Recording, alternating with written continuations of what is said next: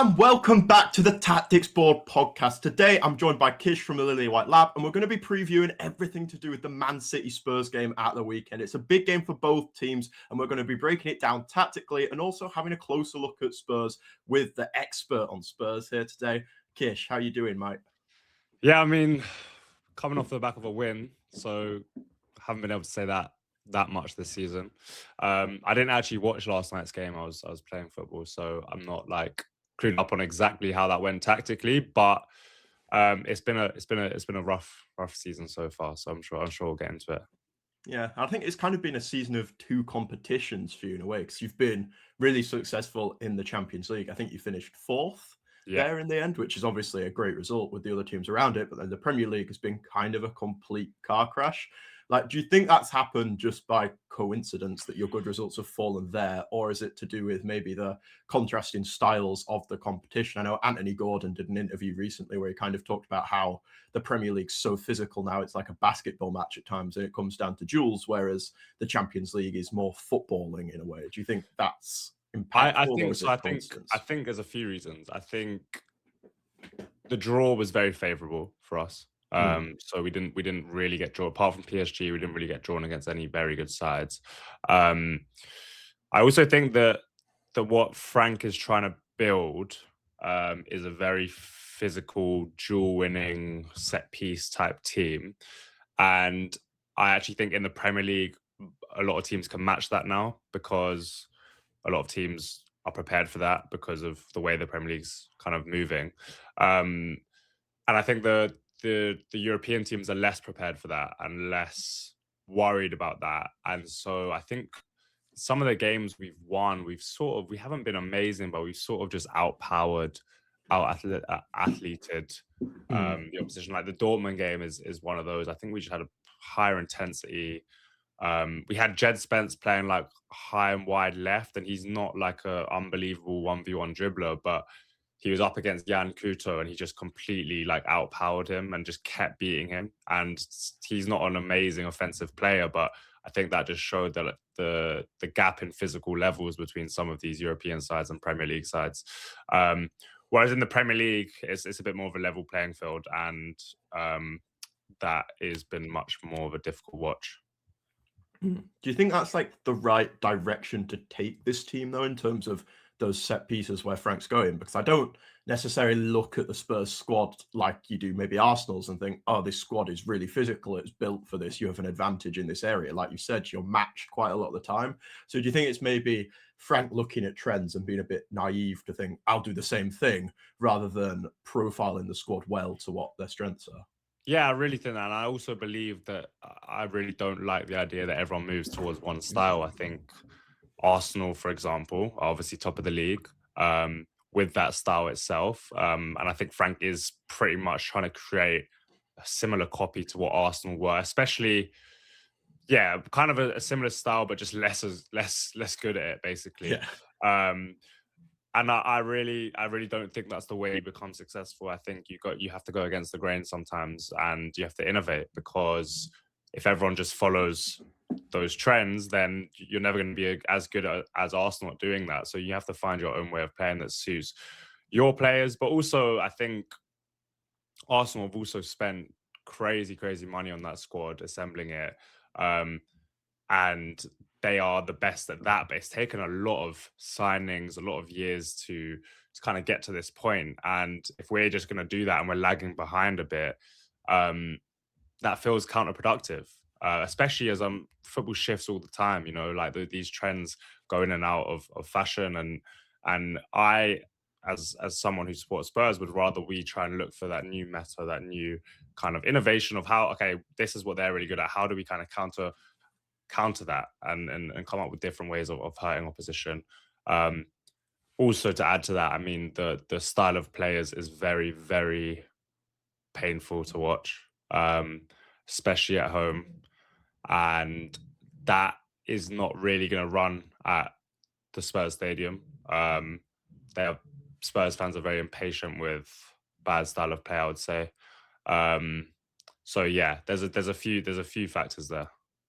I think that trend thing's really interesting that you're talking about at the start, because obviously I'm a City fan. We have been the team setting the trend. Like you'll see Pep Guardiola set with the treble system, the four centre backs, for example, the focus on duel winning, and then he'll shift away from that. Everyone else shifts to that, and his new system will counter the one he made before. And we're just constantly staying one step ahead of the curve. And I think we've fallen off that horse a bit recently, but we've stayed on it so long, you can see it happening. I think it happens with players as well. When you look at someone like Erling Haaland, I think he's not so successful because of his profile. He's successful because he's the absolute best at that. And everyone thinks it's the profile. And you see all these big strikers coming into the Premier League, you know, Nunez, Gyökeres.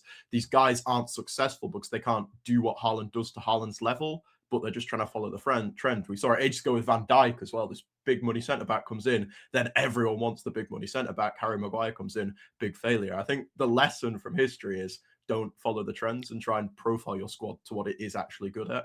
100%. Like I really, there always is some, and it's this season it's set pieces, right?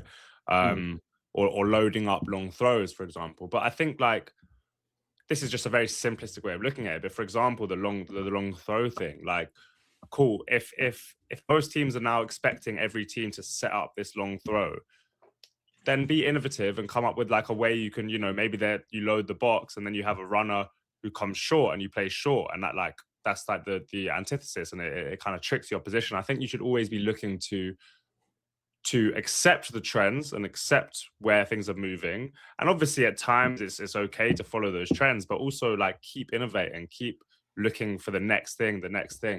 And I think Pep has tried to do that, right? Especially with like everyone going man to man. I think his kind of idea of bringing Doku more narrow, Shirky more narrow, allowing them to rotate a little bit is to kind of disrupt that man to man structure.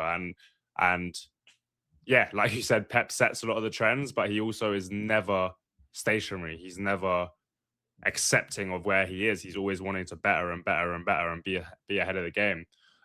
Which is why he's been so successful, you know, like he's continued to grow. Yeah, I think on Pep recently as well, we've seen that bringing Doku and Cherky inside. It's been blocked since about early December. I think teams have worked out how to defend against that. And so quickly now, we've seen him already adapt away from it. And now we're winning again. I think having that flexibility as a manager is so important. When you look at someone like Thomas Frank, I don't watch Spurs week in, week out. But when I do, it seems to be the same things every time. Like he's not adapting despite obvious failure. And I think that is an issue.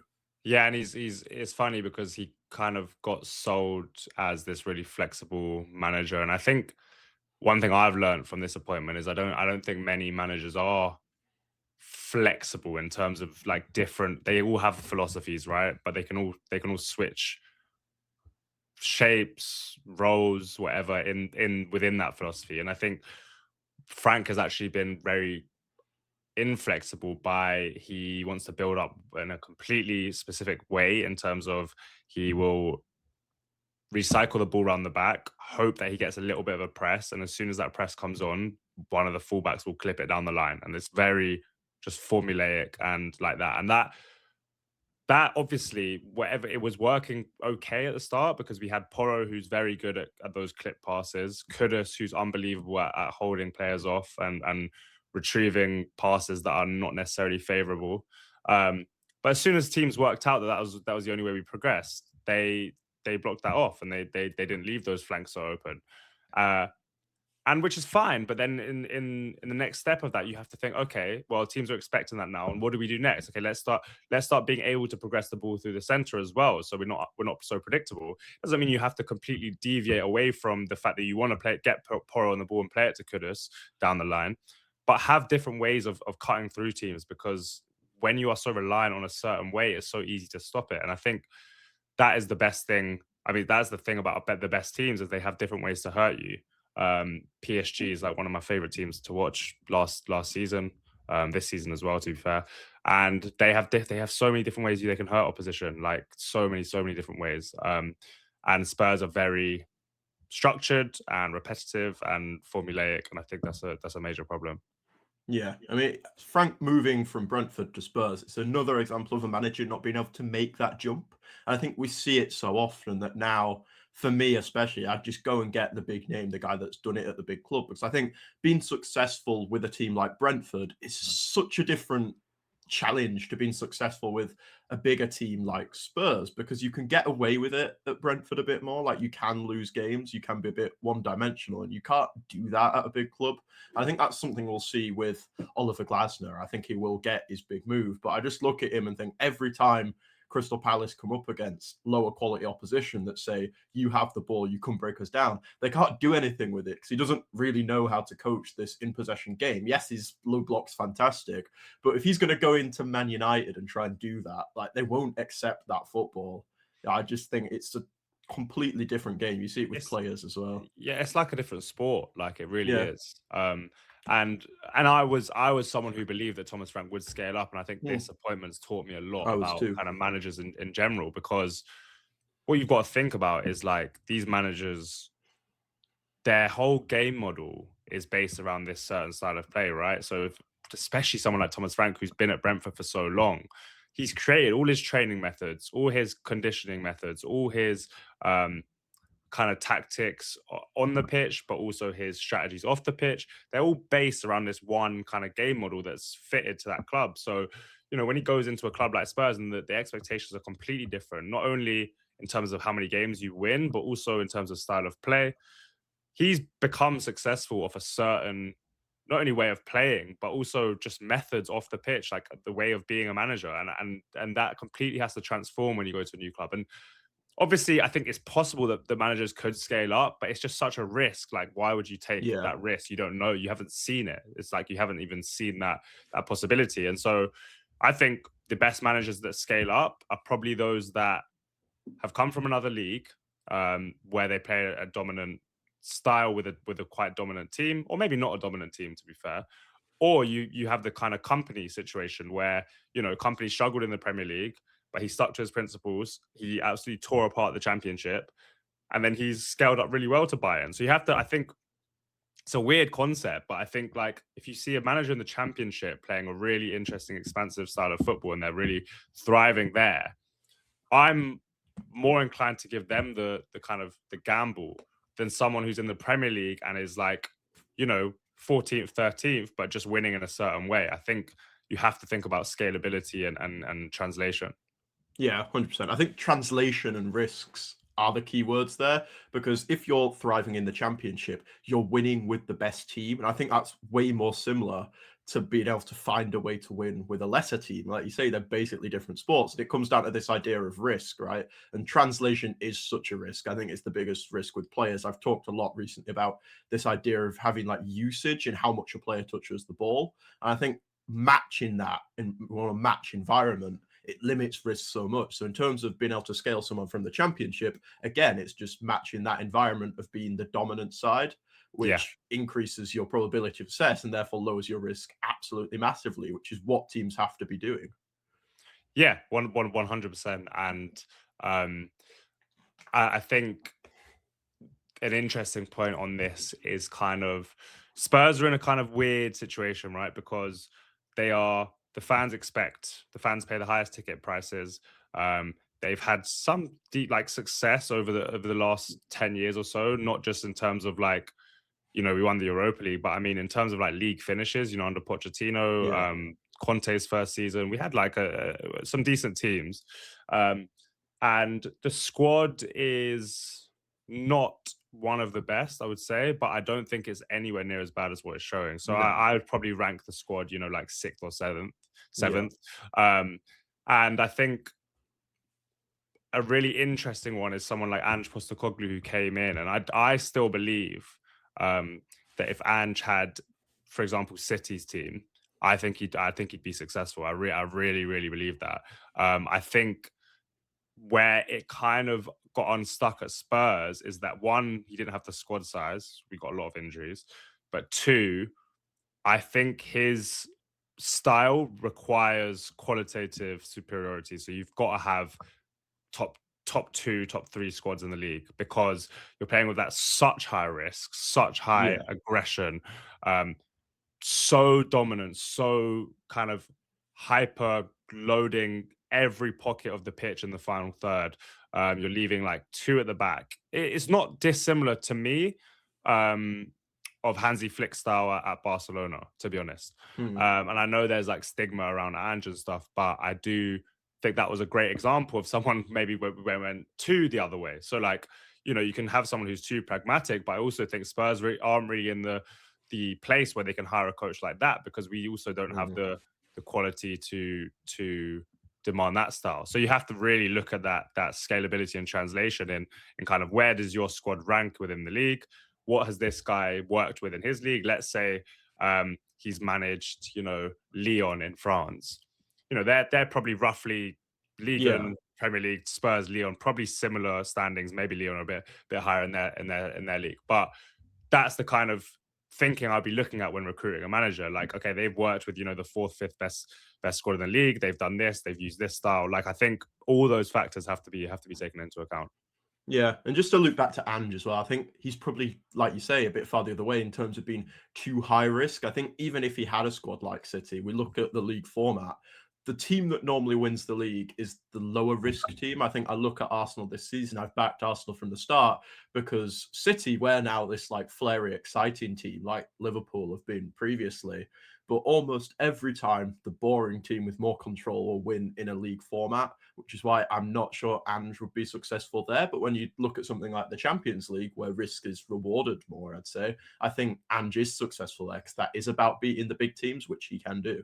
Yeah, 100%. And I firmly agree with that in terms of control. And I also think just the sheer amount of games in football in general now has made that even worse, basically, because Yeah. it's Barcelona facing the same problems. They've got those injuries they've got loads of injuries. They've had loads of injuries since Flick has taken over, and I think again it's a similar reason, because the risk is so high, the demands are so high.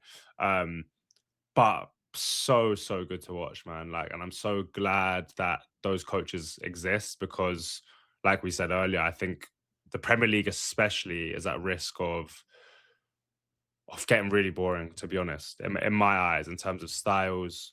Um, like, me and my friends were in in a group chat the other day, and we were talking about like, no number 10 this season has really shone, like really, really looked great. You're looking at Verts, Simmons, Foden, um, who else is there? If you want to say Odegaard. Cherky's a 10, I'd say Cherky Shirky has is a shined, but he's 10, a bit right? more of a winger 10. But Yeah. he's playing off that. So I'm just talking about players that those Yeah. Yeah. pockets aren't there, because teams are so frightened of giving that space up. I feel like that's Mm, my kind of thinking of it. So that teams are so compact, they're so like scared of that zone 14 area, that like tens just aren't really there. And yeah. if they are, their best work's coming from wide. And Mm, that for me is not fun. no, So but yeah, I think, but these things are trends, right? And like we yeah, said, I think exactly. That's what I was going to say. it'll It'll evolve. circle back. Yeah, Because like, what's the next step from here? Is how do you beat physicality? I think we already see what Pep's doing. You beat these insanely physical teams like Arsenal with elite technical sides, which is where the direction we're going down. And then that eventually loops back when the technical sides will start yeah, thriving, whenever it is, and everyone will go physical again, then it'll go technical. It's like it's so circular that yeah, you'll have these great eras and also the not so great eras. yeah, for But to sure. And look at I'm dying to go back to that, because that is like, I'm just, yeah, I'm so, the Champions League is actually really refreshing, to I be love honest. the Champions League, man. And I It's think so I good. actually like the new format as well. I think Yeah, it's good. so do I. Um, so yeah, I'm finding, and it is obviously heavily Spurs weighted in terms of why I'm finding the Premier League Yeah. so disappointing. But also, I mean, I found United Arsenal very, very fun to watch, and Mm. there has been some games, but a lot of the games I sit down and watch, like there's been a couple of Sundays when there's been like 4 games, and I've genuinely like just struggled to enjoy any of them. And so yeah, I'm really, really waiting for that next innovation. I think obviously being a City fan, most of the games I watch, I'm watching players like Cherky, like Docker, Yeah, exciting. But even like I'd feel similar to you because so many of the teams we play against, especially now, it is just like low block, really narrow, super physical, and then we're going to do you on the counter attack with athleticism. There's not that technical ability, which is what I think makes football great. But also, then I kind of look at a player like Declan Rice, who maybe isn't fantastic to watch, but he's so effective. I think there's an art in that as well. Of course, and like people have different preferences, right? Like I know that I'm heavily weighted towards technical players, and at times I'm biased towards aesthetics for sure. Like I accept that, but in my eyes, like the idea of someone like Declan Rice winning Player of the Year is like just it sums up what the sport has become in England.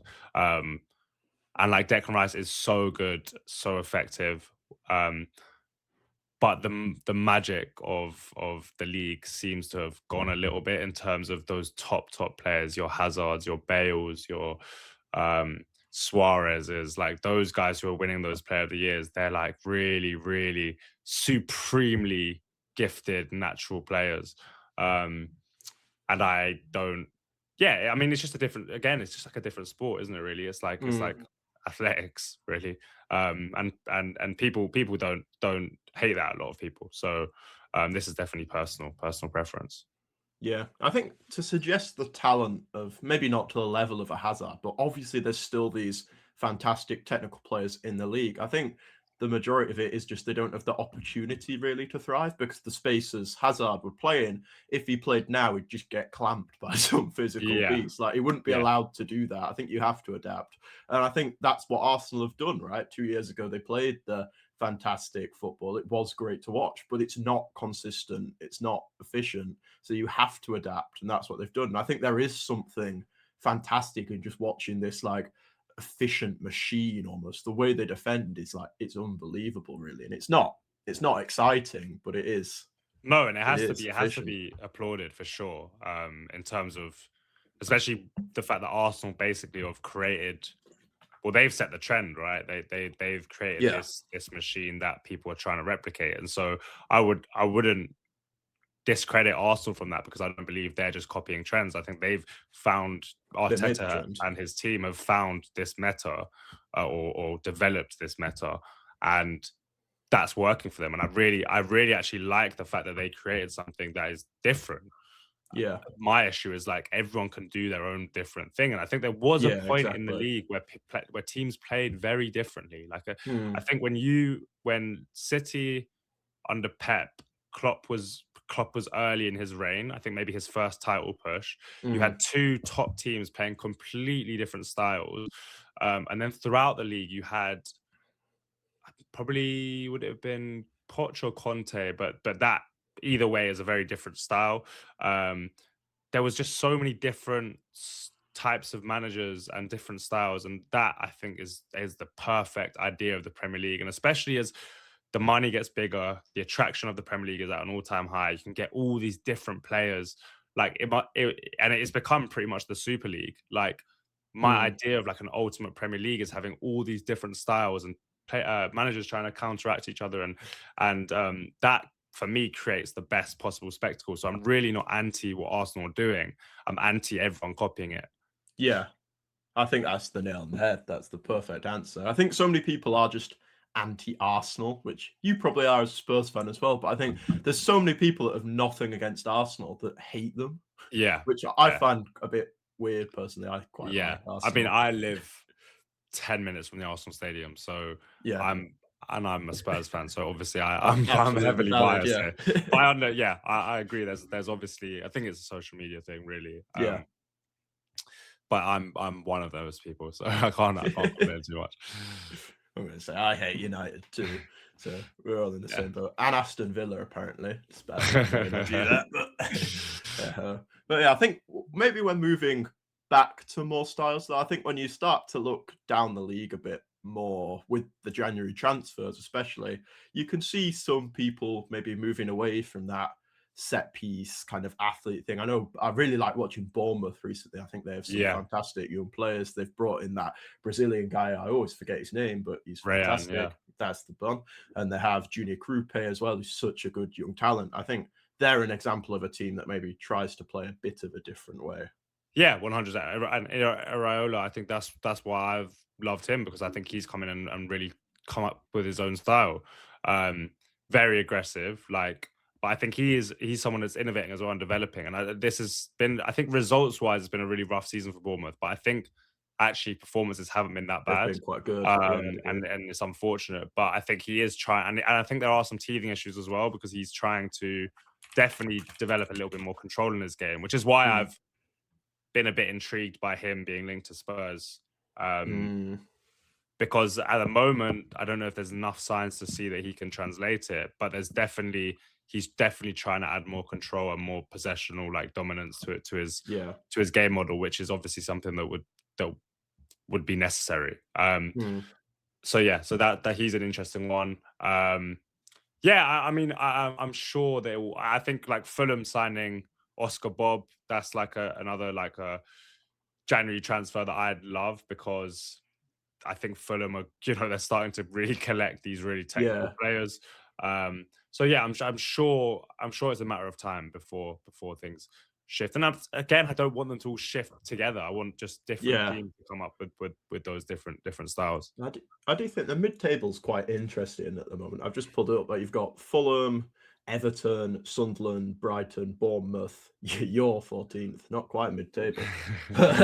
But these teams, I think that they are quite interesting. I think the monotonous nature is very much just at the top. Like, when Yeah, you look at the top, you've got Chelsea, United, City, Arsenal. They all play well, I think with the exception of City, they're all kind of playing this focus on physicality, kind of set piece style. But I think yeah, in the mid table, I don't think that necessarily exists. I think there is quite a lot of yeah. diversity. It's just we look at the lens of Big Six so often because that is where the money is really. It's where the interest is. But also, I guess that the Big Six can exert their style on other teams, right? So Yeah, they get the opportunity. They are the ones that every game they play in is their style. And whereas I yeah, think the mid-table teams have to shift more because excuse me, when they then go and play one of the Big Six teams, they can't really play their chosen style. Really, they have to kind of submit to whatever the big opposition are doing a lot of the time. So I think that is probably why it's important to recognize what the big sides are doing because they are the ones that pick their style every single week, yeah. and pick the kind of way I guess the game is gonna Mm. go in a way. But I think with it could be the opposite as well. When you look at someone like Arsenal, I think their Champions League games when they've played Atletico, they are well, Atletico's a bad example, but some of them are good to watch. When a team comes and plays football against them, I think it is a good game to watch. It's just everyone knows they can't play football against them. Even we go to the Emirates and we sit back in like some low block back 10. Pep Guardiola's never done that before Yeah, because he knows he can't compete with this side because they're too good. yeah, So yeah, yeah, for if sure. you're going to come and sit back, I think you have to find different ways of winning, which is what they've done. You can't play this style. It's about how teams interact almost. Yeah, yeah, 100%. Yeah. I think you mentioned Oscar Bob going to Fulham before. Spurs have been quite active in the transfer market too in January, bringing in Conor Gallagher and is Robertson in yet, or is that's still a It's rumor? I now think. it's looking maybe less likely. I think Liverpool need to find cover before they sell him. Mm, Um, so yeah, I don't know if that one's going over the line, but Gallagher and we signed a Brazilian left back. That's it.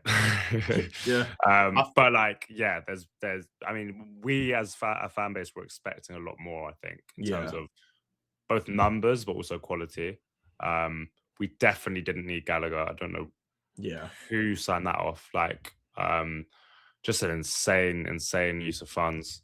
And Robertson, we definitely need a left back. I just don't quite understand the thinking there. He'd be coming on big wages. I think he's nowhere near what he was, and he's only declining. Um, there's been a lot of talk around kind of mentality and leaders. Um, but my kind of thinking is those things come later. Like, I think you build a good team first, and if you need to sprinkle that on top, that's absolutely fine. Um, but I think you build a good team, right? You build good Mm, players. You don't just bring leaders in without the required quality because they're not going to do anything. But like if you look at England, for example, Tuchel is bringing in Henderson along because he knows he's already got the other qualities in the team, so he's likely to bring Henderson on as a character. But I do believe like Henderson himself isn't helping on the pitch necessarily. You don't need him. You've got better quality players. And I think you build the team first, and then maybe you go for I don't know. We have a Champions League push, or maybe we just miss out, and then you're like, oh, we need if we had this better character, maybe so you bring in a couple experienced players. But Yeah. for where we're at, we're 14th. The next step probably in is ninth or eighth. That jump up isn't one. It's not that important because being 14th and being eighth or whatever, same difference really. You're not qualifying for Europe either way. But also to make that jump, you need quality. You just need quality. You need to fill the gaps that are there in the squad. You don't focus on those intangibles, in my opinion, and when you're building a Mm. squad. Yeah, I look at Conor Gallagher and just it's baffling, really, isn't it? 'Cause it's just not the profile you needed at all in that midfield. I think so many people have talked so much about having that progressive passer because you have Xavi Simons is a fantastic footballer, but he's not fantastic if you can't pass him the ball. It's like 100%. just bringing in someone, they don't have to be a big name who will pass the ball forwards, look forwards. I think is such a big thing. I think you did a video saying like it's like you had a living room and you've got a sofa with no telly and you've bought another sofa. Yeah. It's mad. Yeah. But it's just more of what we have, right? Yeah. The midfield is full of athletes, full of players who are probably better out of possession than in possession. Mm. Um, I think we also have a very chaotic team in terms of a bit of lack of like composure and calm. And Gallagher has just brought more chaos. I mean, his first two games, I think, yeah, he's played two games. I've been really unimpressed, and I actually think there's a place for Gallagher in a very good team, Yeah. but not for us. I think No. for me, his best qualities are final third qualities, both in and out of possession. So I think if you want to really be aggressive in your press, I think he's great at leading the press. I think if you want to also get output from a midfielder, he's going to provide goals and assists. His timing of run, his ball striking is very good. I think there's definitely a place for that, but we don't need that. No. And it's just really, really strange squad building. And we're still got the same problems after a Mm. January window, even if we brought in this Brazilian left back, but he doesn't look he doesn't look ready either. I think the priorities for me in this window were a left back and a progressive passer, and then I thought we Yeah. could attack the forward positions in the summer. Um, Now with injuries to Kudus, Brennan Johnson leaving the club, maybe I also think we probably need another attacker, but it doesn't look like any of those are likely. We're also getting linked with Mateta, who's just like I just don't understand that because we've got Mm. one as a player. I don't rate him super high. Like I think he's done very good work at Palace, but I think it doesn't make sense there. But also we've got Richarlison, we've got Solanke's just come back, and Solanke's actually looked really sharp since he's come back. He took a long time to come back, and I think they really eased him in. So he's come back looking very fresh, and I'm really enjoying him. And then we've got Kolo Muani as well. So I don't understand why we'd buy another Mm. aging number 9 when Yeah. the squad building Especially is when as happening. well, if you look at like I think XG's a great stat for assessing finishing ability. Like Mateta is one of the very few players who's like noticeably worse consistently than his XG. Like I don't think he's a fantastic striker. I think his movement's okay, but I think again it's not translatable. Like so much of what he does good is because he's platformed massively in this Oliver Glasner system, and he wouldn't have that wherever he goes. Yeah, it's the physicality, it's the pace, the spaces that are left for him in that Palace system in Mm, transition. Um, Yeah, it just doesn't line up for me. I mm, don't, and I've got a real issue with we seem to only be targeting Premier League players, and one Premier League players are always going to be overpriced. Like yeah. for you're paying for Prem proven, I guess. Mm. And when you're buying from another Prem team, they don't need the money as much, so you're always going to have to pay more. Um, but two, it's just basic lazy recruitment. Like I just don't get it. I don't get the allocation of funds. I Yeah. don't get yeah, it just seems like you're not being smart. And there are definitely good deals to be done within the Premier League. Like I think Kudus was a very good signing. But I think there's so much talent out there. Like elsewhere.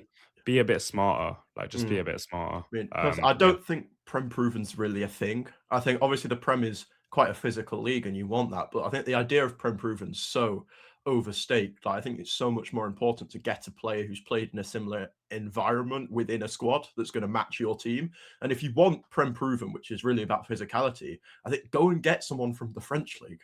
Like Yeah. the French league is 100%. it's matches the physicality of the Premier League pretty well. It's quite close, and the player prices are what, like half. There's so much quality in that league as well. That yes, it's a 100%. mistake And not like so much. what does Prem what does Prem proven actually mean? Like Exactly. every team plays within their own shape, within their own style, in terms of managers, different profiles within each team. Um, but it makes me laugh on the Prem Proven thing because it's just like, well, I remember when Asensio came to Aston Villa on loan for 6 months, and everyone's like, he's not going to be able to handle the Prem, and he just came in and just like danced Yeah. through teams and was just like looking so comfortable. I think certain players will just translate, and and there's research to be done as a scout or as a recruitment team about which players those are. I think everyone's not Prem proven until they are Prem proven, like, Yeah. and there's been so many examples of players that have signed in the summer and hit the ground running, and then suddenly they're Prem proven. Yeah. So yeah, I just don't buy into that stuff. I think it's about, again, for me, I say environment a lot because I think that's what matters. I think Cherky and Wirtz is a great example of this. I don't believe that Wirtz can't play in the Premier League. I don't believe that he can't play well against Premier League teams. I think it's a case of how you're being platformed in the system to your strengths. At Leverkusen, that was done perfectly. And at Liverpool, like, the dynamics have shifted. He's not playing the same role, whereas Cherky has come from Leon. He was the guy who was the main creator, and we've put him in a very similar role in this City side, in quite a similar-ish team as well, I'd say. He is still the main creator, and Shock when he's in the same environment he was thriving in before, he's going to thrive again. Like, this idea that players can't hack the physicality, or it's just rubbish, man. No, you just got to platform them right. Like, yeah, I mean, like, there's certain, I think intensity is important. Like, I Yeah. think the intensity, I would say, is actually a bigger issue than the physicality. I would say like Bernardo Silva, I think is a great example, right? He's Mm. tiny, he's skinny as well, but he's been one of the most intense footballers in the league. So I think the intensity is important and getting up to Yeah. speed with that intensity. But these are professional footballers. They're conditioned to be able to hack playing Yeah, and playing exactly. professional football. Like, So, unless you're buying Per Mertesacker, anyone yeah, can get up it's to like speed, as realistically. long as you're platforming your players correctly, and you understand their their advantages and their disadvantages, um, then every player who's like talented enough is gonna be able to play in the Yeah. league. I truly believe that. I think I love, oh mate, what's he called? I've done like 5 videos on him. Sorry, this is awful, but he plays for Stuttgart in the Bundesliga, the DM. El Canus or the DM No, no, yeah. Chema Andres. Oh, wait, just wait, I Oh, have to. Stiller. Stiller, that's the one. Yeah, yeah, Anton's brain's gone, but I look at him as an example of a player that I think would be good in the Premier League. Everyone goes on about, oh, he's not physical enough. For Spurs, especially, I think he fits what you want to do so well. You for could sure. probably get him for quite a solid price. But I think people are so scared that it's like, oh, he's a bit weak. Will he be able to hack it? When I Yeah, don't think that's a but massive like factor. someone like him, right? You acknowledge those downsides, and then you say, okay, well maybe then we have to put someone who's quicker and more physical Yeah, next to him. Like it's like there's space for all those different players. It's just about protecting them and showing their strengths and then minimizing their weaknesses. And you do that by who you play them next to, what kind of style you play.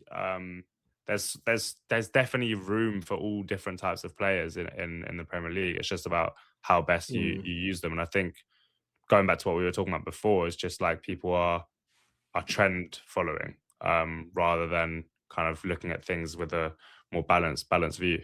Yeah, especially with the lens of like still at Spurs as well. I think you absolutely have the means to off-weight that physicality in the midfield. When you look at the team, just the names here, like you've got Bentancur, Bergval, Madison, Palhinha, Conor Gallagher, Basuma Sarr, and Xavi Simons. Like basically all of those guys are like physical beasts. Like if you're Yeah, putting Stiller in a midfield of Sarr and Basuma or Sarr and Conor Gallagher or something, they're going to offload that physical workload. Like 100%. he's not going to get Yeah, exposed.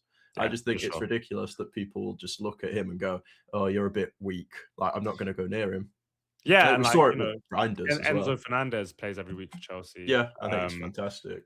I think Zubimendi is decent physically, but again, Rice offsets a lot of I think Yeah, his negatives. Um, you know, there's plenty of top teams that have done it. You just need to platform them correctly. yeah. I think when you look at Tijani Reinders as well, so many people stayed away from him because they were like, "Oh, he doesn't win many duels. He's great out of possession," which has been true at City as well. But I think what he offers you on the ball is so good that, and for such a good price as well, I find it Yeah. ridiculous that no one else was like even in for him. That little run he went on yesterday where he nearly Oof. right at the end, right? And yeah, Yeah, I he's didn't watch so the end of the game, so but he I had like the drove goal through show. like 3 or 4 players, Yeah. but he probably should have squared it. But Mm. yeah, he's so good to watch as well, man. So I mean, you just have so much talent out there, yet people stick in the Premier League and just buy these big brutes. Yeah, I think yeah, it's a yeah. bit, I bit, can't wait yeah, for that stuff to end, to be fair. yeah. Can't wait. Just on Spurs again, just looking at the squad now, I think if you can't level up, like even in the second half of this season, I think there's a real danger of losing Van de Ven and Romero, who I Yeah, think are by far, well, not by far, but I think they are your best two players at the moment, 100% they are. Um, especially Van de Ven. I think Van de Ven has taken another level this season. I Yeah, think he's the only player that's probably improved this season.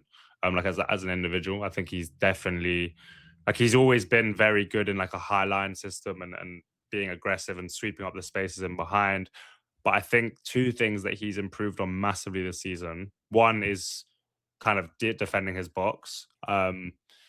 Not necessarily like in a low block, at times in a low block, but also, you know, when set pieces, just when you're kind of retreating and you're in a more settled block, like he's been very, very commanding. I think his leadership kind of levels have gone up. He looks like someone who's very confident now.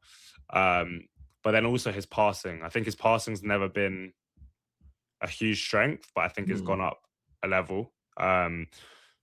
He's a very like crisp striker of the ball, like, but I think he telegraphs a lot of his passes, so he doesn't have much disguise on them. But because he can pass the ball so cleanly, and so like firmly, I think sometimes his passing he telegraphs it, but he gets away with it because he can put so much like power into the pass yeah, that you can't even stop it anyway.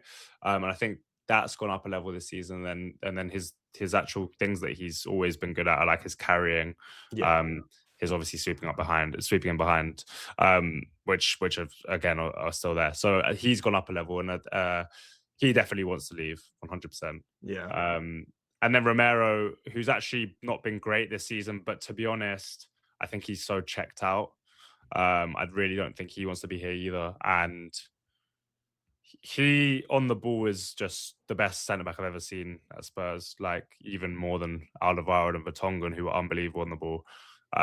He is just so good on the ball. I think defensively this season he's just gone to sleep a lot, and it does feel like he doesn't want to be here really. And I firmly believe that if he went to a top club, he would be one of the best defenders in the world. And I've been saying this, but you kind of can't excuse the mistakes he's making. Yeah. And so in your arguments, it doesn't really help. But I just my opinion on it is like, okay, let's just wait. We'll see. When as soon as he moves to a top club, everyone Yeah. will be raving about him. I truly believe that. Mm. So yeah, I think at least one of them will leave this summer. I Um, wouldn't be surprised if I both would, went. yeah, I'd probably I rather think Van de Van de Ven left. Ven's more likely as well. I I think think I'd we're probably looking at, rather I think Van de Ven we'd get the right amount of valuation for him. I think Romero, if he was to go, we wouldn't get anywhere near what he's worth. mm, Um, I also think Van de Ven is more replaceable than Romero is. Yeah. especially in the way that we lack real passers in our squad. Romero is the best passer in the team. That's a centre back. So yeah, I would probably, if I could choose one of them to go, it would probably be Van de Ven. I think we'd get a big fee for him. I also just kind of don't like we're in the stage of a new cycle now. Obviously, clearly, there's not much point in hanging on to players that don't want to be here. You might as Mm. well just start again and invest it, because we're not like, if we were like in touching distance within a big trophy or something, you don't want to lose your best players at that point necessarily, unless you really need to reinvent something. But if you're kind of hanging around mid-table, you might as well. You're going to reinvest a lot of money. Yeah. You're going to try to get back to the top. You might as well sell at this point. Mm. So yeah, I wouldn't be devastated if he left. I think he's a top defender. Um, but it's looking more and more likely. Mm. Yeah. Especially going into a summer as well. I think so many big teams need a centre back. Like Liverpool are in the market; they want to replace Van Dijk. Jesus, both Barcelona and Real Madrid are also in the market. I think Slotterbeck's probably the number one target for everyone. I think he's brilliant. But then whoever doesn't get Slotterbeck, I think you are then looking at Romero. You're looking at Van de Ven as probably that second or third on the list. Yeah, and then there was obviously Gehi's gone now to City, Yeah, so that one's done. I think Schlotterbeck will be a more popular target because of price. yeah, and age. I think he's got Van de Ven's young as well, though. I guess. Yeah, Van de Ven's 24. I reckon they're around the same age. Yeah. Yeah, I think left-footedness as well. They're both left-footed, right? Or Schlotterbeck plays on the left, definitely. Slotterbeck's left-footed, I'm pretty sure. Um, yeah, I think that would be the reason. There's enough clubs to go for both of them to leave. Do you know what I mean? Yeah. So I don't see Barcelona forking out for Van de Ven. Maybe Real Madrid, but Real Madrid again, I don't think ever really spend like major money on especially defenders. Mm, And I do think Van de Ven will be north of 100, to be honest. He's on a 3. He's got 3 years left. Spurs never sell cheap. Premier League tax, left-footed, mm, um, good age, probably the fastest centre back on the planet. Um, yeah, I think he would be very expensive, which is why I see Liverpool as the probably yeah. most likely destination, especially with Van Dijk aging. I think it would be quite nice, like seamless transition for them. Not seamless, obviously, because Van Dijk definitely better on the ball. But having that Dutch link, it all kind of just adds up a little bit. But yeah, they've also spent crazy money in the last year, so I don't know Mm, how much they have left, to be honest. But yeah, To be honest, I think there's a sensible replacement. I think Senesi at Bournemouth's out of contract, and it's that's not what it's I not heard, yeah. it's not sexy, but I think you have to go and do those sensible transfers now because you have so much of the squad to rebuild. And I think obviously it's not at the level of Romero and Van de Ven, but as bringing in someone like I say who's sensible, who's going to do a job, I don't think you could do much better. 100%. I think Senesi's probably better on the ball than Van de Ven. Definitely isn't Yeah. physically as blessed. Um, Left-footed as well, which is great. Free. And the thing I really like about this transfer is I think he's 27, 28 maybe, which Yeah, is a good he's in age his prime. because we would need someone to come and hit the ground running, and then we've got 2 very talented young centre backs. Byfield, yeah, Byfield and yeah. Vuskovic, who are both massive talents.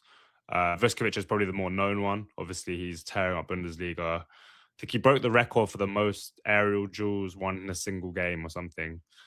He is ridiculous. He's got a few kind of deficiencies that he'll need to develop. Mm, In terms of his speed, I think he's a big guy. So um, I think when he gets in his stride, he's not slow, but it's those like turning and stuff like that. But he is like a backline leader. Like he is someone that could go to the very top. And then Byfield, a much more modern defender. Um, I'd argue probably the best in the country of his age, mm. at centre back. I know City have a very good one as well. I forgot his name. Yeah, Mufunny, Yeah, he's quite good. There's one those Brantwaite as 2 I well. know are high rated, and they've got. Then Arsenal have a very good one as well, who's slightly younger. But Byfield both-footed, can carry, can pass through the lines, very quick, very strong. At the moment, he came on yesterday in the Champions League. He came on the week Yeah. before in the Champions League as right back because we've lacked cover there. But he could play left back, right back, centre back. Like he's a very modern kind of Swiss Army knife defender. So the Senesi deal for me would make a lot of sense because you allow those guys time to grow, but you also don't block their pathway. Yeah. So that's the way I would deal with that situation. I think the only positive of Spurs in the transfer market right now is that you are really good at going and picking up those young talents like Vuskovic. Sousa is how he's called, the Yeah, right back you've left just back, bought as well. yeah, Good left back even. Yeah, yeah. good young talent. Like you are going and picking up these young players who hopefully will come through. But there's the issue of you do need to start winning now a bit more, and those guys Yeah, aren't helping you do that. I love that kind of strategy 100%. But you have to one allow them to grow, so you bleed them in slowly, but you also don't block their pathway. So you have an integration plan when you buy these players. Like you have obviously football never works out in kind of a set formulaic way, but you Yeah. at least have a bit of a framework you're trying to work towards. So you might bring in, let's say Bergvall, he's 18. Okay, his first season he's going to play a few cup minutes, but then we're going to by the second season he's going to play 20 he's going to have 20 starts in the season roughly, and then you slowly and then you think okay, and then by third season we're going to phase out Bissouma, for example, and Bergvall is going to become the starter. And not that these things always follow this orderly pattern, but you have to have a plan in place about how not only you just buy these players, but how we're going to integrate them best. The other side of that is like another kind of way of thinking, which I kind of don't necessarily subscribe to, but some people would say that just competition breeds the top players, right? So like Chelsea's kind of model is just buy all the talented young players, and the cream will rise. What's the saying? Cream rise the crop. And I think that is another way of looking at it as well. So, but in that sense, you have to then just continuously spend, and it's not great in my eyes, like morally. I don't think like you're just gambling on all these young players' careers, not really bothered about which one succeeds, but then one of them does succeed, and you're like, oh, he's amazing. What happens to all the other guys that kind of you haven't really thought of a plan for? So I definitely like the idea of kind of being more strategic with it, but it definitely does require a lot of planning, a lot of smart football people involved, which I definitely don't think we have at the club. Yeah, I think Chelsea's model is an example of this insane efficient approach. I think, like you said, it's morally it is a bit questionable, but in terms of efficiency, I don't think you can really question it because it's like stocks, right? You're just gambling, and the higher frequency you gamble at, the more chance you're going to get a big win. That's not a 100%, and also like I don't think people can judge the Chelsea model until maybe we see the 2030. outcome. Yeah. 2030 where these players start to come into their prime, and then we'll be like, okay, well, flipping out, they signed Giovanni Quenda for 50 million, but now look at him, or whatever it is. So I think it looked a bit crazy now, but when you probably see in 5 years' time how talented some of these guys are and how a lot of them can be world class, we might kind of look in a different way, I think they're so low risk as well, though. Like you look at Cole Palmer for 40 million. If he doesn't work out, you're going to sell him for at least 30 at absolute lowest. Like you're probably going to break even if it doesn't work out. There's not really the risk is the time you're investing into them, but monetary.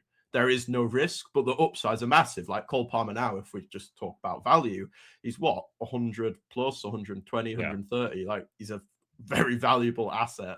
And the gains they're making there are worth the risks, I think. 100, and then that means that all those maybe 330 million signings that they might have missed on or haven't done so well, they don't matter. Same with Esteval, Esteval's probably worth 100 million already. And I think it's a very interesting model, but I think they've got obviously a bit of a cheat code in the Strasbourg connection because giving these players minutes who they technically own means that one, Liga, like we spoke about, Liga to Premier League is a seamless transition in terms of style. I think. Well, I think that's the least risk jump up, I guess. Mm, So that is like almost training them for the Premier League. I think that. Also, the ones that aren't necessarily going to play at Chelsea, they're getting first team minutes in a top 5 league. So their values continuing to rise. So yeah. I don't see how it's fair. Like I don't. I think multi-club No, ownership is a whole nother conversation. But just no, in I'd terms of agree. this specific link, I think it's like the perfect pipeline for Chelsea to bring through some of these young players. Yeah. I think we have Girona, which is kind of a similar situation. And you just look at someone like Savio that was at Troyes, our other club. He was their record signing. They then gave him to Girona. His true value is probably like 80, 90 million at that point. He's just teared up La Liga.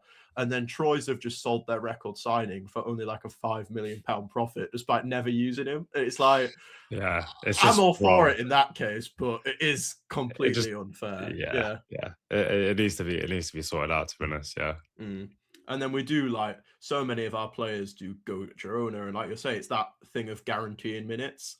I think we've loaned so many players out recently, like Simpson Pussy went to Celtic, and I think he played like 5 minutes. And you have that risk normally with a loan, or you have to go lower. But we can just give these players to Girona, who realistically, like someone like Victor Reis, he's such a talented young centre back.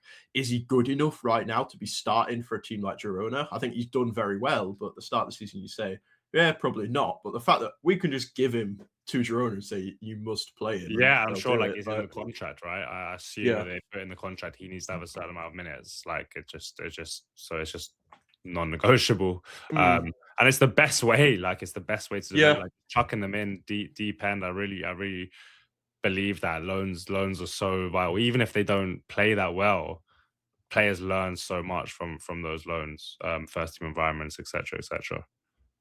I mean, as well, I think all of the argument for Strasbourg is that, oh, you're doing way better. Now you've got these players, you get to watch these players. And despite that improvement, I think all the fans aren't still happy with it because you lose the thing of supporting a team like that. Obviously I don't, so I can't relate to it. But I think if you're supporting a mid-table team, you're hanging on to it's the hope of being able to do a Leicester, to be able to do like have these great players and like not move them on. But if you do move them on, you get loads of money.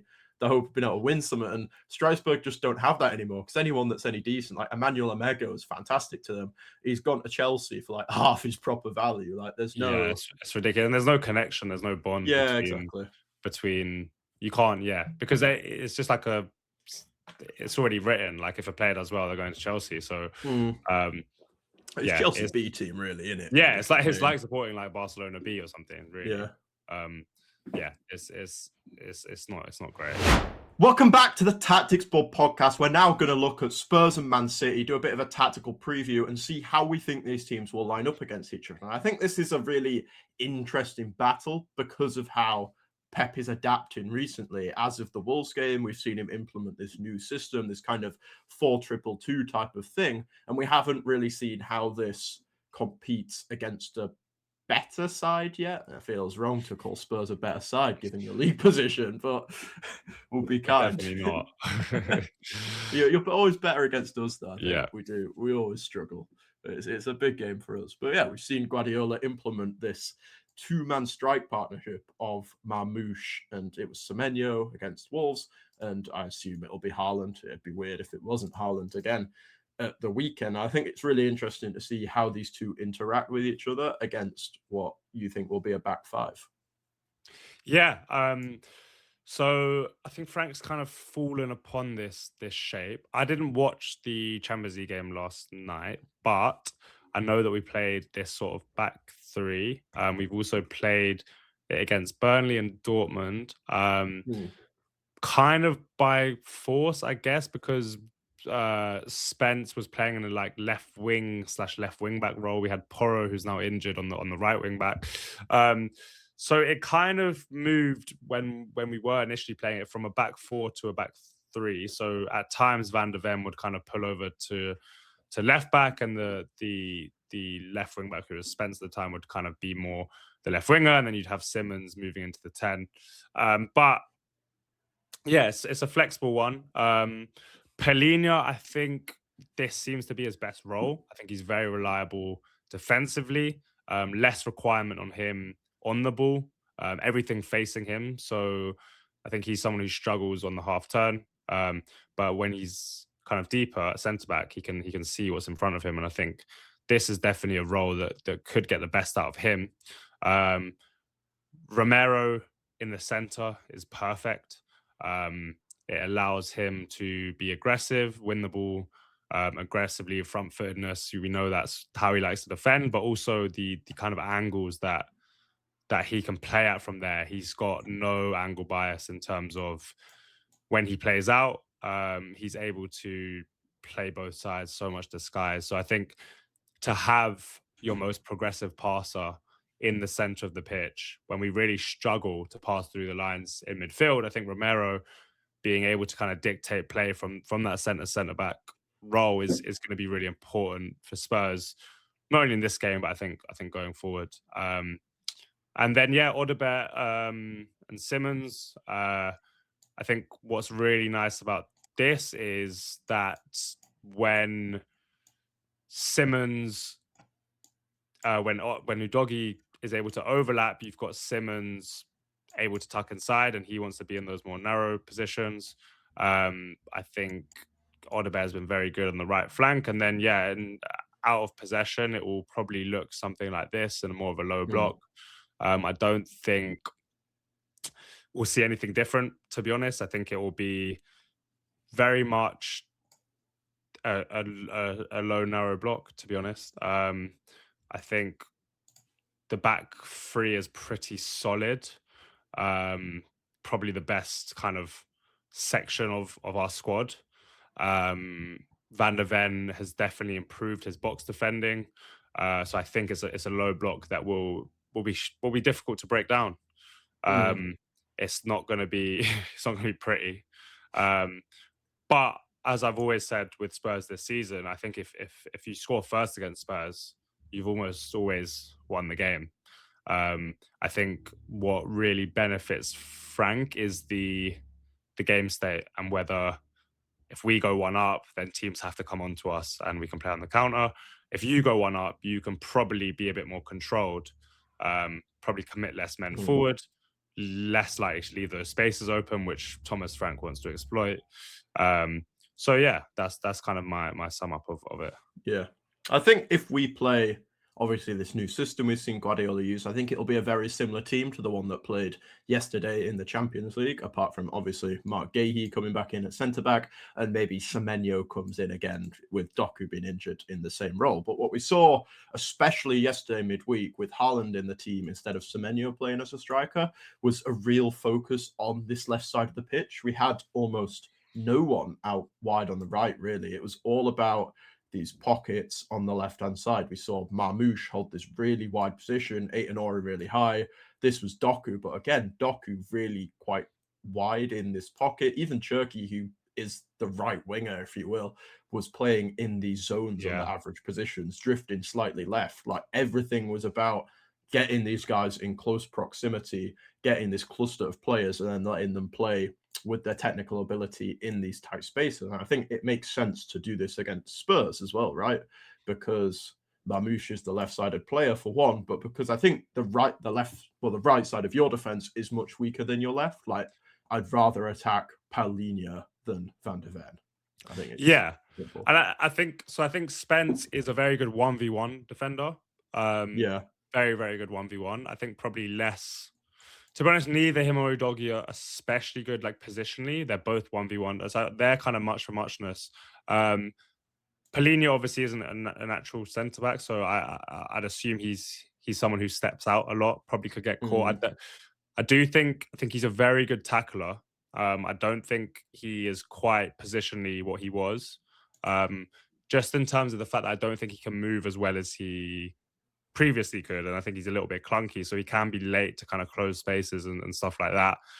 So 100% that would make sense. I think the two midfielders are obviously key in covering those spaces. And one thing I want to really, really note is that you often see one or both of Spurs midfielders kind of join the back line in defensive situations in terms of their tracking runners right deep into the block. And this is a big issue, has been a big issue for Spurs, because Thomas Frank's kind of idea of football is XG, limit XG. And so what Spurs have faced throughout the season is, I don't know how many goals you've conceded, but from the edge of the box, we Yeah. are Mm. terrible. Like we concede all the time from that, probably that zone 5 area. Um Yeah. yeah, and so basically you'll see if you move kind of Gallagher and Gray into the kind of in, but I guess you'll see them in almost like a back seven at times. Yeah. Um and Thomas Frank wants to load the box so that, yeah, so that close proximity shots aren't possible. What that means is that City or whoever the opposition are gets lots of space on the edge of the box, but also can kind of manipulate the block more time on the ball. So Mm. even if they can't get a shot off, if you look at where maybe potentially Rodri has the ball there, he Yeah. can easily just recycle that. And with City's rotations, their technical quality, they can just manipulate that block in those tight spaces. And you don't have as much pressure on the ball. And I think leaving, especially a team like City with less pressure on the ball, in those kind of dangerous areas is a recipe for disaster. But also the fact that if it's Rodri, he can shoot from range. Semenyo can shoot from range. Shirky can shoot from range. Marmoush can shoot from range. So Mm. I think I'm sure you'll see, if not a goal, like a good chance from the edge Yeah. of the box. Yeah, I think, like you just mentioned as well, it comes from a fundamental misunderstanding of XG, I think, agree, yeah, because I think XG works on the assumption that you are putting pressure on these shots from the edge of the box. When if you don't do that, a exactly. player like Cherky, everyone's seen that training video of him on the edge of the box, top bins, top bins, top Yeah. bins. Like if you give them time, they're gonna score, which is what we've seen quite a Oh, the lot. I whole think a the lot whole of people have reason that criticised those are Vicario seen as for it, low but XG chances is because throughout history of when this was measured, yeah, edge of the box shots have been closed down. So yeah, they're taking every shot from, I don't know what their sample size is when they're creating XG, but they're creating that model from the fact that edge of the box shots aren't just free shots at goal. So yeah, I think, and that's part of the reason I think Vicario has struggled as well. I think Vicario's always had his faults, but shot stopping was never one of his faults. And this season, a lot of his shot stopping has come under criticism. And I think, to be honest, a lot of it is down to this and the mm, fact that it's crowding a box in front of him constantly, and allowing these long shots to go through lots of bodies. And it's really hard to judge the flight of the ball, see yeah. where the ball's going. So I think that's another thing to note as well. Mm. I think in this game as well, given how low you're probably going to sit, I wouldn't be surprised if maybe Marmoush comes out, so Menyo goes into that second striker role, and we see probably Tajani Reinders come into this role here. I was going to put Foden in, but I don't think Foden thrives in these kind of spaces. I think he's No. very misprofiled at the moment, which is why he's not been that successful recently. I'd rather see Foden in this second striker Yeah. role, kind of Agree. playing off Haaland in the box. I think that's Agree. where he's at his best. Like for me, Foden's best season is obviously his Player of the Year one, but after that, it's when he was playing as that false nine, Yeah.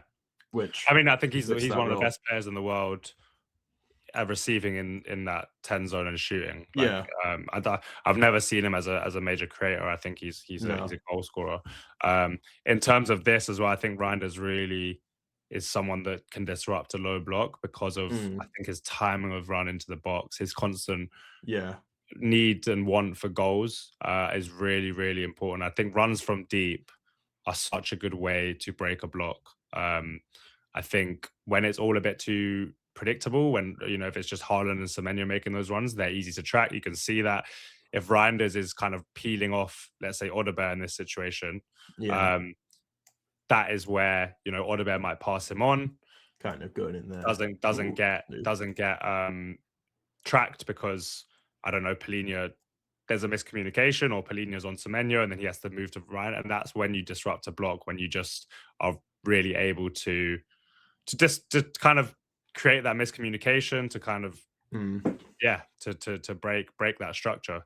So I think Ryan is a key part of that, and then Shirky is someone that, despite how packed that area is still capable of receiving inside the block, and creating from very, very little space. So I think Reinders and Shirky makes the most sense to me in those mm, positions. I think Semenyo, you have a ball striker, a physical presence.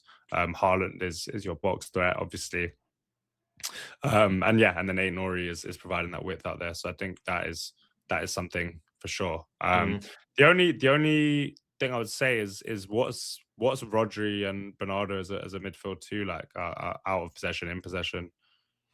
I think I quite like it. I think what we've seen a lot this season is when we're playing against these low blocks, obviously we have to push bodies forward to try and score a goal. And what we've seen a lot is Bernardo Silva. I think this happened so much against Bodo Glimt. Well, Bernardo wasn't playing, but say Man United, Bernardo's going in there to try and make stuff happen. And it's kind of just left Rodri by himself. And because up until the Wolves game, we're playing centrally like this, we want to play in this central zone. If the ball then comes in here, say Cherky, he loses it there. Rodri's then overloaded like 4-1, 6-1, 5-1, like these awful situations where he's just got no chance. And then it's bop, bop, bop. You're through on your back three or your back two or whatever it is. That's where these dangerous situations have been coming from in transition. I think that is why I'd back us in this game again, because I don't think without Kudos on the pitch, you have that much transitional threat. I think Solanke's a No, great player, but Xavi Simons isn't a guy that's going to drive forward really yeah, quickly. I think Odegaard has quality sometimes, but again, yeah. So on that point, it's a great point. You may see, just thinking about it now, a front two with yes. Solanke and Kolo Muani. Hmm. And I'd probably then remove Audebert and Yes. just you're looking at something like that. Maybe even you put Sarr in there for Simmons. I wouldn't even be Yeah. surprised by that. Um, and then that looks a lot more transitional. I think Gallagher, Yeah. Sarr are insane athletes. The fullbacks are very athletic. Hmm. Solanke is so good in these moments of getting you out of deep block situations and relieving pressure and basically you just ping the ball anywhere in his vicinity and he can control Yeah. it and spin and play people in. Where Solanke's weaknesses come, I think, are in the penalty box. I don't think he's a killer in front of goal, but Mm. his all-round play is very, very, very good. So Yeah. that now I'm thinking about it makes a lot more sense. It's just if Mm. Frank is now brave enough to tweak it because he has had a lit I mean it's very minimal, but a little bit of success with this 3-4-3, I'd be very surprised if he does change the shape. Yeah. But this now, when I'm looking at it, makes a lot more sense. Mm. So we'll see. I think the threat here, obviously, you'd see Paulinho stepping out a bit more here, but again, the threat here is if you get pushed back into your box, it's one less body to create space for a Turkey. That's what I think you'll create from, to be honest. Yeah. And if you can have a lot of runners pushing that block back, Spurs are naturally automatically set in like a seven Mm. back seven in the box. That's just how Frank has prepared them. And you'll get space on the edge of the box. I think it's unlikely that you find spaces in the box. I think a lot of Yeah. the goals we faced have just been from out of the box. In games like this, I mean, I think you look at the PSG game. Vitinha scored two screamers from outside the box, but because there was lack of pressure on him, Mm. so that's the kind of game I see it being like. Like in terms of setup, I think the PSG game um, was a great example. So yeah, I think the other kind of shape that Spurs could play, which is what, to be honest, against PSG worked quite well. I think that edge of the box thing is part of the reason we lost the game, but we created a lot, which was in a 4 kind of 2-2-2. Um, Yeah. so if you remove Palhinha and Yes. then And put in like a Simmons or Simmons, Audebert, um, and then you probably have something like this. Gray and But Sarr, I'd probably put in there, or Gallagher and Gray. yeah. Probably Gray and Sarr, to be honest. And then put Audebert. It might even be Gallagher on the right flank. That's a good point. Like that makes a lot Yeah. of sense to me. And yeah, we were pretty good in that game. Yeah. It was Richarlison and Muani, but they created a lot of transitions. Yeah, and we created a lot. So that's another option. Mm. But again, defensively, it will look pretty similar. It will be loaded in the Yeah, box. It doesn't really, in terms of our defensive shape, it doesn't really matter. In terms of our formation, it doesn't really matter because our defensive shape always ends up it's the being same 6 or 7 players in the box in like a in a line. line. Yeah, it It's like doesn't really matter. American football. Yeah, Yeah, I exactly. think to go back to your point on the key area, I think here is clearly this kind of zone 40 Yeah, and edge of the box zone. That is an argument to start Foden, right? I don't think there's 100%. many players that are much more dangerous from this area. I think as a ball striker, Foden is so much better than Tijani Reinders. That is Yeah, something I think you probably look at. And maybe it's as simple as Semenyo as well, a great ball striker. Just get in a team with all your best finishers on the pitch for sure. is And where I your think threat comes from. the thing with that is you need also runners, I think, to push Mm, them back. Now Spurs will settle into that back line anyway. I really do believe that. I think mm, even without runners, but you're gonna exacerbate the problem if you have runners that are testing that back line. Um, just purely by the fact that obviously when let's say Shirky gets the ball on the edge of the box, it's not like we're not pressing him, but what the yeah. idea is that we've already loaded the box. So at this point, Gray's in the back line, Sar's in the back line. Yeah, It's the like something like distance that. is too So large, then right, to they get still out. are going to jump, but it's just going to be are they going to get there in time? Yeah. Whereas if you have kind of a Semenyo running beyond, Mm, then maybe Romero is kind of following him or following yeah, until he goes offside, and then the distance becomes bigger. So yeah. then it's like you get more time on the ball. So I think Mhm. the problems still lie there with or without runners, but I think with runners, you make the problem worse. So Yeah. that's something to note as well. I think something key for Spurs is definitely having this kind of like someone who's gonna make this run that channel threat, Yeah, because with the way we've played recently, I think we haven't really seen we haven't created as much as we have been doing because we're playing out wide kind of here, which isn't as dangerous position as in the center. But equally, when you lose the ball, like if you're winning the ball back here, your options are way more limited. Like you can't play quickly through the center of the pitch. The distance is so much larger to get there that we've looked way more solid transitionally. So I think the key is to be able to win the ball back in this left channel and then have Kolo Muani or Solanke just making this run, threatening this space to be able to transition quickly, because that is where the danger is against our defense. I think when we get set in a block or whatever, we're relatively comfortable. It's been able to transition quickly, and you do that by making this pass. yeah, and the more that you're speaking about it, the more that I think this is a game for Kolo Muani. Now, Kolo Muani's Yeah. looked very disinterested, but he is a great runner. He can also he's not just a runner, so he can like retain the ball really well. I think it would be very harsh to leave Oliver out. He's probably been our best player in the last month. So possibly what happens is they go to a 3-4-3 and we see Muani on one side and Odebear on the other side. Yeah. Or we see something like this and you play Odebear on the right flank. But I can't see him dropping Odebear, but I would understand it. And this Mm. is the difficulty with where I'm at with him, because like he's had the chances to play a much more expansive style.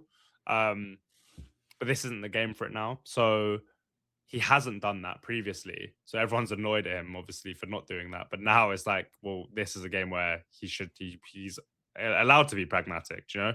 Mm. So yeah, it's an interesting one. We've got a very depleted squad, but there's also lots of ways he could set Yeah. up. I think But to be honest, like the principles are going to remain the same.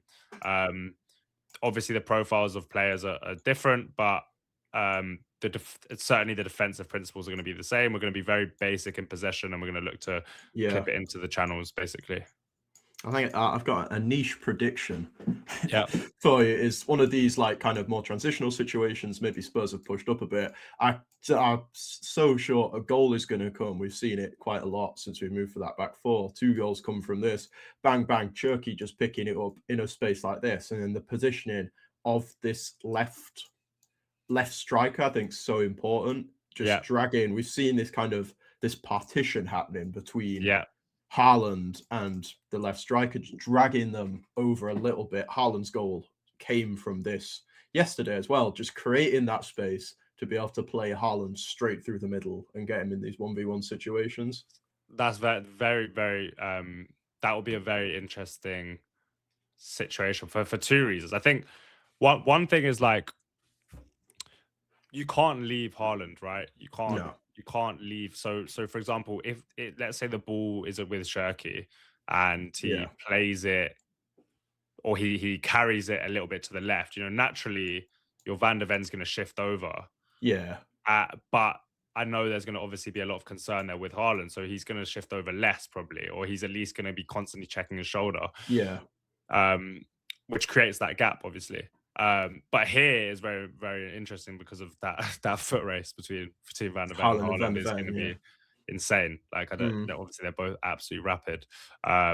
So Van der Ven's the one defender that I do think Could can beat track that Haaland. run at least. Yeah. Like he not necessarily deal with Haaland full stop, but he can track the run. Yeah. Where I think this becomes interesting is if kind of Shirky carries, Yeah. And you end up in and someone somewhat has like to this. engage, and then Yeah. he plays it through. I think you're going to get less joy with Haaland running in behind there, but if Shirky delays, and plays the Yeah. pass at just the right time, then it's a different story. Mm. I think the thing is as well is, do you look to prevent this situation? If you slide Romero over, then you've got Semenyo in this like a 1v1 with Yeah, Spence, and which, like you said, I'm Spence sure. even's good 1v1, but Well, with the back three, if that's going to happen, then obviously there's an extra yes. centre back. If we do play a four, I'm sure both fullbacks won't go. I'm sure we'll have one fullback Yeah. remaining back. Probably, I'd rather it be Spence, but it Spence. could Yeah. be Nice. Then you get he does weird Simmons coming things, so in. maybe be a doggy. I don't know. Mm. But yeah, I think these situations, they're so dangerous. Even like when you're in and around the box, we saw Semenyo score. Haaland wasn't even playing against Wolves through this. I think his goal, when you watch it back, he's like here. And because of, we'll just say Haaland's marmouche for the sake of this, is here. There's just enough space in the centre for his first touch to be bang and then Yeah, and goal, then off rather both than being feet, he's forced just wide. Yeah, yeah. exactly. How has how has Gehi settled, but also how's Kusanov been? I really rate Kusanov I as love as a Kushnov as well. I think as a that's like prospect. my ball knowledge test is how do you rate Kushnov or not? Because I think so many people just watched his first 10 Yeah, minutes against Chelsea and just went, "Oh, this guy's rubbish, man. He's made one mistake." that was one of the Oh, most like I felt so sorry for him in that game. oh Like I was god, like, yeah. oh, this is But I horrible. don't even think he had a bad game after that moment. It Like was he just was that quite mistake. good. It was that one moment, and Also, everyone. hadn't he joined like 2 days before or something? Like he Oh yeah, just literally joined. one day he didn't even speak English, and he just got Yeah. like, there's like the clips of him coming out where he's like, "I love City, I love City," and then he gets And he put also in this got like back line. he got Oh the Sky man, Sports like 4:30 game, like yeah, first oh, ever, like awful. just against Chelsea. Oh god, yeah. But no, he's looked. I mean, he's He's rapid. so good. He looks really, really good. I Yeah, think he'll be a starter for years to come. yeah. Um, so yeah, how have those two been in the last few games? I think Gayhe's only played one game so far, which Okay. was against Wolves. I think he played well. You could see there's a clear shift upwards from having someone who's just so experienced. Like there's so many moments, maybe when Wolves were looking like they could counterattack, and he's so calm. He just knows exactly when to step in. He stops it at the source before it materializes into anything, and you don't really notice it. So I think he's not flashy, Gahey. Like a lot of people won't see that and go, "Wow, he was so good." But yeah, I think the other thing about Gahey that's interesting as well is this passing range, right? He hit this fantastic switch through to Semenyo in the first 10 minutes, right over the top. I think Van der Ven offsets this happening in this game, but Semenyo's straight in behind comfortably. And he didn't score in the end, but it's a good chance. Yeah, But yeah, I think Gahey looks really good. He's very, very, very Pep and he's a Guardiola. player on the left side. Yeah, he's been Yeah, playing on the left. But with Kushnov as well, I think the fantastic thing about Kushnov, like Van der Ven, and he's just a natural athlete, and he's so fast, he's really strong, and you can't develop that. Like you either have it no, or you don't. And I think yeah, having a centre back with those physical not profiles, properties, if you will, is so important, right? I think it's big money. yeah, I think we only spent like 35 million on him or something like that as well. To yeah. bring a guy in that has that quality for that money is so valuable. And obviously, we talked about his Chelsea game.